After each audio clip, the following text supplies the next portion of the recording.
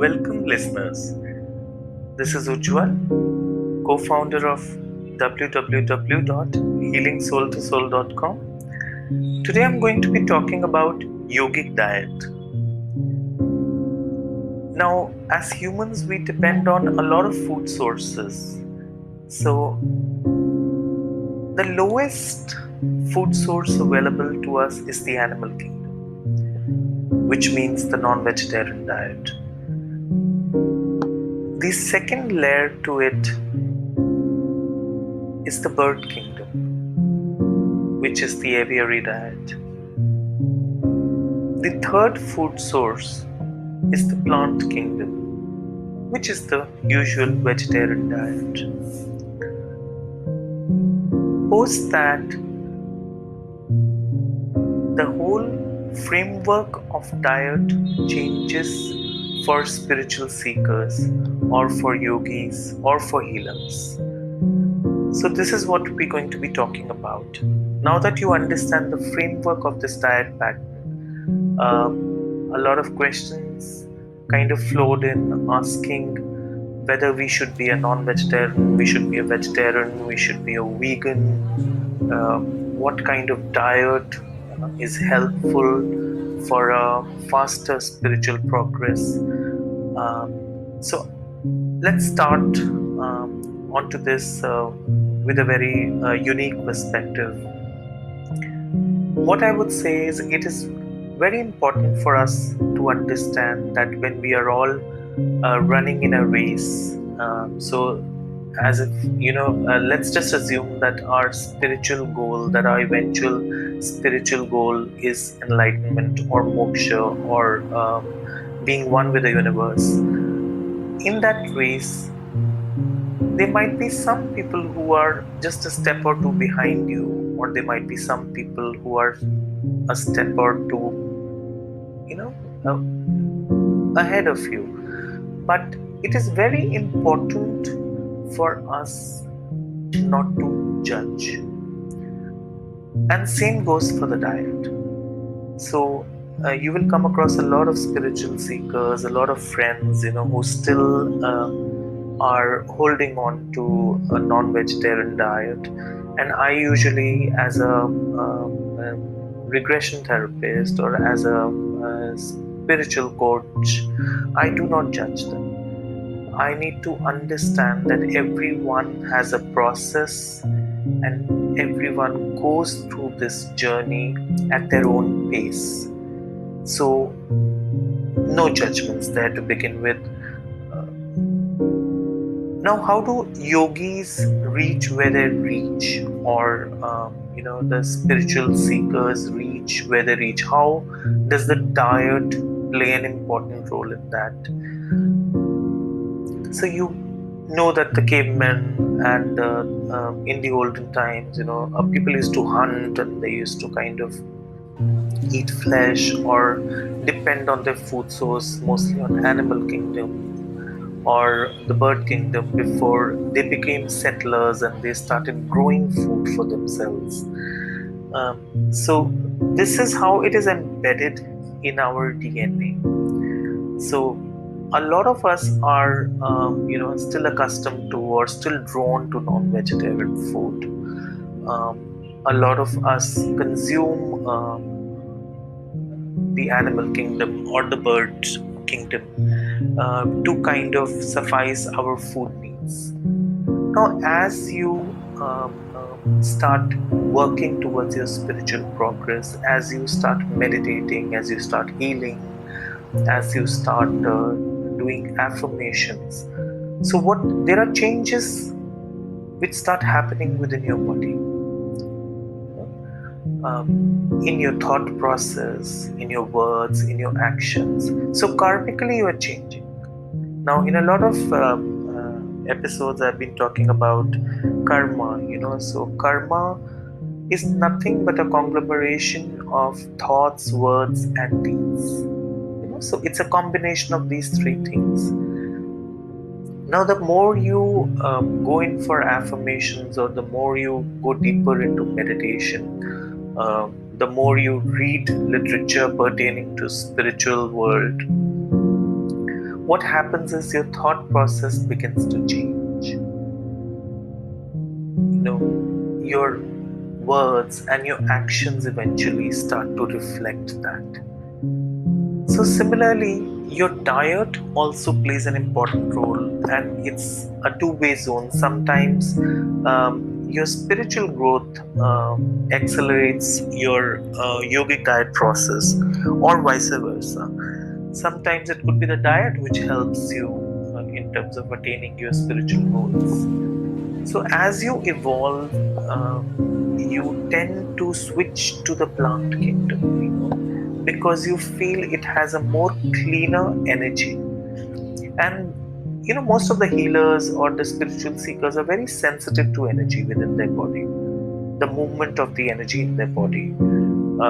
We will not talk about Kundalini at this point, but I would just say, in generic, the energy which you feel in your body is much cleaner as you switch from a meat diet to a plant diet. And as we go deeper and we try to kind of evolve and we read more spiritual literature, we will read and know about many yogis in India who even went beyond the plant diet. So they went on to sufficing their entire day's kind of energy source with just a glass of cow's milk, or with just a glass of any sort of milk. In today's terms, it could be soy milk, it could be any form of milk or whatever. Uh, Now, what happens is, the more the energy grows in the body, with the meditative processes and with your spiritual growth, the lesser food you actually need for replenishing your body, because all the cells in your body are more and more replenished through the fundamental energy source. So I don't know whether all of us are aware about this also or not, but just like we have a mouth from where we consume the physical food, the energy food is consumed from the medulla oblongata, which lies almost at the back bottom of your head, which is directly connected in form of a tube, in form of, I would say, an energy tube, to your Ajna chakra, or to the point between your eyebrows. Now, as we need lesser and lesser food, so a lot of yogis switch from, say, from the meat diet. So you still have agoris in India who follow a meat diet, and they are not looked down upon, just because they're consuming the animal kingdom or the bird kingdom. It does not mean that they cannot go on the spiritual path or progress. But most of the yogic literature talks about switching to vegetarianism. And now, I have personally also met a few yogis and spiritual seekers who have refrained from eating. So they have gone on to a place where they just consume milk, and that's their only dietary source. But because of their spiritual growth and their meditative processes, they have evolved to that extent that they do not need more energy than that to suffice. And then, if you read a lot of literature which is pertaining to specifically Indian yogis, they have reached a point where they even leave the liquid diet and they switch on to just prana diet. Because prana is the fundamental source of energy which comes from the universe. It could be the solar prana, it could be the earth prana, it could be air prana, and so once they learn the technique to absorb the food directly from medulla oblongata, which means all the nutrition which you require is actually coming to you from the environment, and they are able to then totally let go of food and water. And there have been instances in Indian spiritual literature at a lot of places, if you read online or offline, that there are yogis who've stayed without food for years and years. And then the question arises, how do they survive to even go forward with the spiritual progress? Because they're consuming whatever energy is required by your cells or your body directly from the universe, from medulla oblongata, which is a part of your body. So, which is, it's also called the mouth, the spiritual mouth, or the mouth of God. Just like we have a human mouth. So we usually, of course, I'm not asking you to turn into such an extreme level at the point, but the fundamental understanding remains that it's very important that we do not judge who's at what level, or who's consuming what kind of food source, but as long as it works for you, good for you. But there should always be an intent to switch to a higher level of food chain, or the food source, so that you can spiritually also become deeper and stronger, and your awareness rises.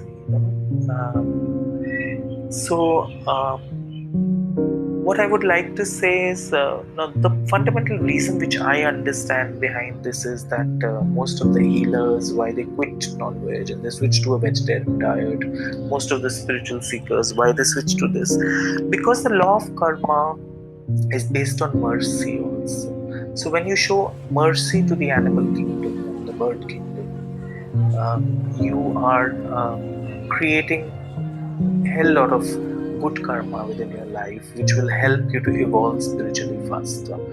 And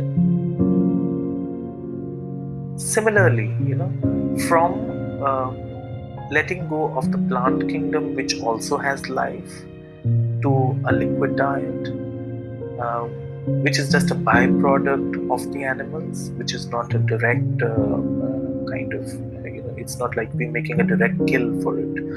But so if you actually look at this yogic pyramid, you are coming down from an animal food source to the food source of the universe, which is pure energy. So who are we to judge who's at what level of the pyramid? But it's very important that we make strong and determined efforts on day-to-day basis to be able to reach on the top of the pyramid. Now, when we reach it depends whether you do it within this lifetime or you take a couple of lifetimes to do it. It's up to you, because nobody can set the pace for your spiritual progress but you. So it's purely a matter of choice. So I just thought I would make all of you aware of this yogic diet, so you can freely choose in terms of where you want to be, and how do you want to set a target to achieve what, at what level, in your spiritual journey. So I hope it helps you. Stay blessed. Have a great day. Take care. Bye bye.